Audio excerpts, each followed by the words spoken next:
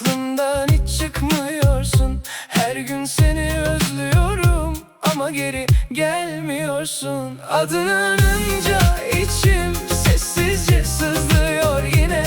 Bir tek seni sevdim ben, kaldın hep kalbimde.